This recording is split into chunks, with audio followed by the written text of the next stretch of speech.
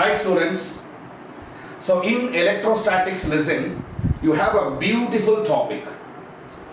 Capacitors in series and capacitors in parallel. So in this class, we will discuss about how to find total capacitance or net capacitance or effective capacitance or resultant capacitance whenever capacitors are connected in series. So what we are going to do is we are going to take certain number of capacitors and we are going to connect all the capacitors taken in series. Then I will be finding out an expression to find the total capacitance of the combination. Instead of the word total, we may also go with the word net. We may also go with the word resultant capacitance. We may also go with the word effective capacitance. So net, total, resultant, effective, all are same. எப்படி வேணாலும் கேட்கலாம் questionல. Okay, so the question is, it's an important 3-mark question. I will not be surprised if it is asked in 5 marks. So derive an expression to determine the effective capacitance or the net capacitance or the total capacitance whenever capacitors are connected in series. Now you may connect any number of capacitors in series. Let me stick to 3. So what I am going to do is I am going to connect 3 capacitors in series. You may connect n number of capacitors, right? Okay. So for the convenience purpose of derivation, let me connect only 3 capacitors. So consider 3 capacitors of capacitances C1, C2 and C3 connected in series. See, whenever you want to connect components in series, draw them side by side like this. And then you give interconnection so that drawing the circuit diagram will be simpler and easier. And whenever you want to connect the components in parallel, draw them one below the other. And then you give interconnections like this. And then you can complete the circuit. Okay, so since I am going to connect the capacitors in series, I am going to draw the 3 capacitors side by side. In fact, the circuit symbol of the 3 capacitors side by side. And then I am going to interconnect them. In series connection, the right plate of the first capacitor has to be connected with the left plate of the second capacitor. The right plate of the second capacitor has to be connected with the left plate of the third capacitor. And the right plate of the third capacitor has to be connected with the left plate of the fourth capacitor if you have the fourth capacitor in the circuit. So since I am going to restrict myself with the 3 capacitors, I will stop here. Okay, right. And the combination of all these 3 capacitors is connected to a battery. Okay. So such a very simple circuit diagram you can see. So let C1 be the capacitance of the first capacitor. Let C2 be the capacitors of the second capacitor. And let C3 be the capacitance of the third capacitor. And let V be the terminal potential difference of the battery or the voltage applied to all the 3 capacitors C1, C2, C3. So battery voltage னு சொல்லலாம், terminal potential difference னு சொல்லலாம், or applied voltage அப்படினு நீங்க சொல்லலாம். Fine. Now whenever, and you know, capacitor basically is a charge storing device. Battery is a source of current, or in other words, source of charge. So let me consider the battery supplies a charge of Q coulomb. Now in series combination, whenever you connect components in series, you have to remember 2 things. And in fact, when it comes to capacitor, you have to remember 2 things. Whenever capacitors are connected in series, point number 1 is very important. The 2 points what I am going to say is very important, right? You should never forget it. So whenever capacitors are connected in series, point number 1, the charge stored by all the 3 capacitors will be equal to one another.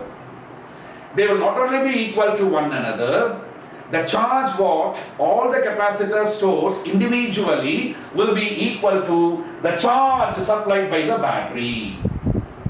So in the pointer circuit apply பண்ணனா battery supply பண்ற charge Q. And in series combination, all the capacitors should store equal amount of charges. And the charge what individual capacitor stores should not only be equal to one another, but should also be equal to the charge supplied by the source. Which means the charge what the first capacitor is going to store will be Q, can see it's equal to the charge what the battery supplies, and the charge what your capacitor 2 is going to store is again the same Q, and the charge what the capacitor 3 is going to store is going to be the same Q. So all the three capacitors are going to store same amount of charge, which in turn will be equal to the charge supplied by the source. Okay. And next, the potential difference of the source, the terminal potential difference of the source and the applied voltage will be divided among the three capacitors. That is, the applied voltage or the potential difference across the plates of the individual capacitors will be different. So point number 1, when capacitors are connected in series, charge stored by the capacitors will be equal to one another. And point number 2, but the potential difference across the plates of the individual capacitors will be different from one another. Or in simple words, the source voltage will be divided among the three or any number of capacitors connected in series. So here the source voltage is V. So this source voltage will be divided among all the three capacitors. So let V1 be the potential difference across the plates of the first capacitor. Let V2 be the potential difference across the plates of the second capacitor, and let V3 be the potential difference across the plates of the third capacitor. Okay. Now let me write the charge Q somewhere. Let me write Q above the capacitances so that the diagram doesn't look messy. So Q is the charge stored by the first capacitor, the second capacitor, and the third capacitor as well, which in turn is equal to the source charge. So don't forget, in series combination, point number 1, charge stored by the capacitors will be equal, and potential differences or capacitor voltages will be different. Is it clear? Okay, fine. Now, you know, a capacitor basically is a charge storing device. One plate of the capacitor, which is usually connected to the positive terminal of the battery, will store positive charge. And the other plate, which is connected to the negative terminal of the battery, will store negative charge. So in the combination, ஒவ்வொரு capacitorum எப்படி charge store பண்ண போகுது? So what is the mechanism behind how these capacitors are going to store charges? Okay. Now once the three capacitors are connected to the battery, what happens is the negative terminal of the battery, you know, negative means excess of electrons, electron rich.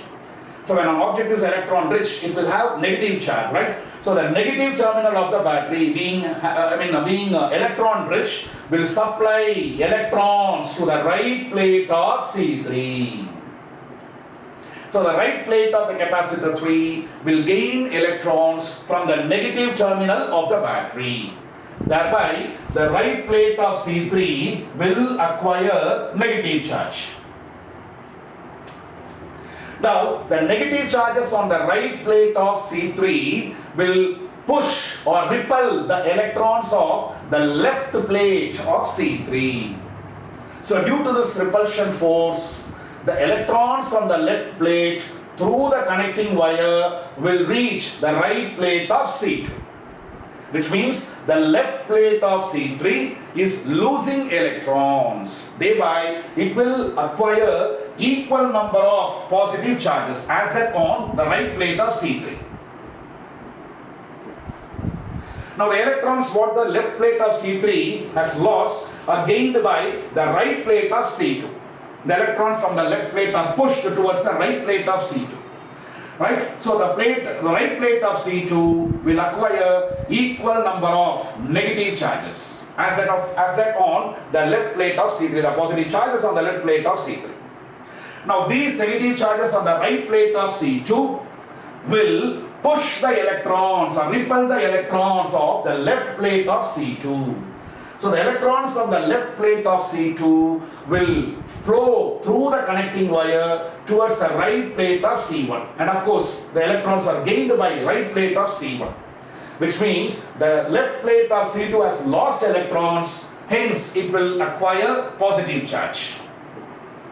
Equal number of positive charges as there are negative charges on the right plate.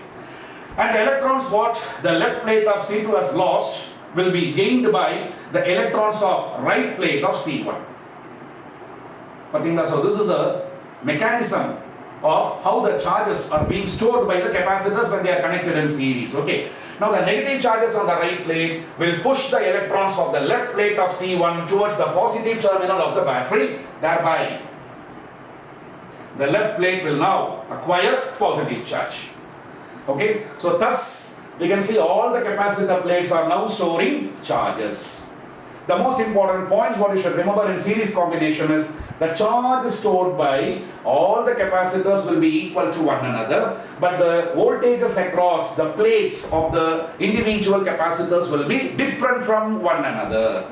Okay, among the voltage and charge, whichever is different, you start your derivation from that. Now our aim is to find an expression for total capacitance in the circuit. C1, C2, C3 or total capacitance எவ்வளவு அதை நம்ம கண்டுபிடிக்கணும்.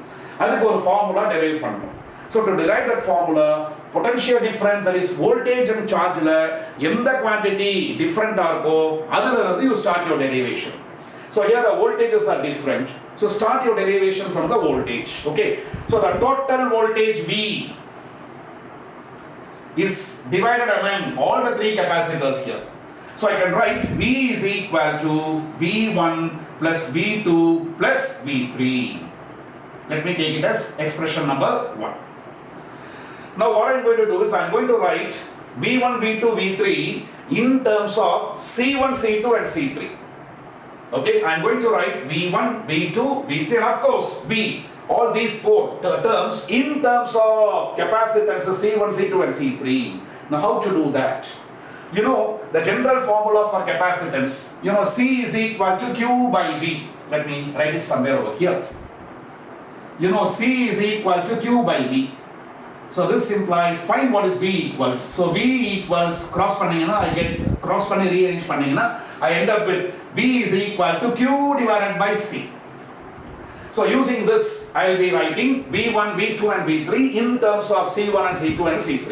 Okay, now V1 is the voltage of the first capacitor, capacitor 1 voltage. So V1 is equal to charge stored by the first capacitor, which is Q, divided by capacitance of the first capacitor is C1. Similarly, V2, voltage of the second capacitor, potential difference across the plates of the second capacitor, which is obtained by charge stored by the second capacitor, which is again Q, divided by its capacitance, which is nothing but C2. And V3, so voltage across the third capacitor, which is obtained by finding the ratio of charge what the third capacitor stores, that is again Q, to the potential difference across the plates of the third capacitor. I'm sorry, that's what I'm finding here, capacitance of the third capacitor, that is C3. So substituting these three over here, that is substituting this in 1, I get V is equal to Q by C1 plus instead of V2 Q by C2 plus Q divided by C3. You can see Q is common, so let me take it outside. So let me take Q outside. Okay, and then 1 minute please. So thus I get total potential V is equal to Q into 1 by C1 plus 1 by C2 plus 1 by C3. So let me take it as number 2. Now let me write the total voltage in terms of charge and capacitance. So what is V1? Voltage across first capacitor. What is V2? Voltage across second capacitor. What is V3? Voltage across the plates of the third capacitor. So what is V? Voltage across total capacitance of C1, C2, C3. That is V is the total voltage or total potential difference across combination of C1, C2 and C3. Combination of C1, C2, C3 will give me total capacitance of C1, C2 and C3. So V happens to be the total voltage across the plates of total capacitance of C1, C2 and C3. So what I am going to do here is I am going to replace C1, C2 and C3 by their total capacitance, say C. Let me put S in the subscript just to indicate that it's the S stands for series. So total capacitance in series combination. And let me connect it to the same battery. So this is the total capacitance of C1, C2 and C3. This total capacitance should develop a voltage, total voltage V1, V2, V3. What is the total of V1, V2, V3? That is nothing but V. So the single capacitance, which is the effective capacitance or total capacitance of all these three, or combination of C1 and C2 and C3, should develop the total voltage V1, total voltage of V1, V2 and V3, which is nothing but V. So the potential difference across the plates of C sub S is V. And the charge, what it stores, should be equal to Q, the same as that of the individual capacitor. So thus I end up with V is equal to Q over C sub S. Now substituting this in 2, let me take it as 3. So substituting 3 in 2, so the left hand side becomes Q by Cs is equal to, right hand side I have 1 by C1 plus 1 by C2 plus 1 by C3. So Q cancels off. So hence I end up with 1 by Cs reciprocal of effective capacitance is equal to the sum of reciprocal of individual capacitances. So this is the formula. So note that the formula what I have got here doesn't give us the total capacitance in series combination. Rather, it gives me the reciprocal of total capacitance. So the reciprocal of total capacitance is equal to sum of the reciprocal of individual capacitances. So that's what happens whenever I connect capacitors in series. Okay. Now if I consider C1, C2 and C3, let me give some numerical values to C1 and C2, C3, and we will find out the total capacitance. Okay. Say for example, C1 is of 2 farad, C2 is of 4 farad, and C3 is of 6 farad. So if I connect all these three in series, what will be the total capacitance? So first let me write the formula. 1 by Cs, let me substitute these terms in the formula. So 1 by Cs is equal to 1 by 2 plus 1 by 4 plus 1 by 6. So the LCM is 12. So you have 2 6 are 12, 4 3s are 12, 6 2s are 12. So I get 11 by 12. Note that 11 by 12 is not the total capacitance, rather it is a reciprocal of total capacitance. You have to be very careful here, right? So this implies Cs is equal to, so reciprocating both sides, 12 by 11, which approximately will give me around 1.1 farad. Approximate value, okay? Now if you check the total capacitance 1.1, and if you compare the total capacitance with the individual capacitances, you can observe one thing. What is the smallest capacitance in the circuit? 2 farad. So my total capacitance is smaller than the smallest capacitance in the circuit. So what is the inference? Whenever capacitors are connected in series, the total capacitance will always be lesser than the smallest capacitance in the circuit, or will be lesser than all the capacitances in the circuit. So smallest capacitance விட நம்ம கம்மியா இருக்கானா என்ன அர்த்தம்? சர்க்யூட்ல நீங்க எவ்வளவு capacitors 100 capacitors கூட நீங்க கனெக்ட் பண்ணியிருந்திருக்கலாம். பட் எனக்கு கிடைக்கிற total capacitance individual capacitances விட கம்மியாக இருக்கும். So the net capacitance in series combination will always be smaller than the smallest capacitance, or will be smaller than all the capacitors in the circuit. So thank you. That's all.